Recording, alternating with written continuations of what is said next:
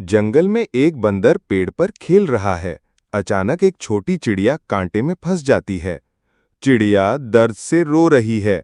बंदर ये देखता है और तुरंत हाथी को आवाज देता है। हाथी अपनी सूंड से कांटा निकाल देता है। चिड़िया आजाद होकर उड़ जाती है। चिड़िया खुश होकर गाना गाती है। सारे जानवर तालियां बजाते हैं। संदेश: मिलजुल कर रहो तो हर मुश्किल आसान हो जाती है।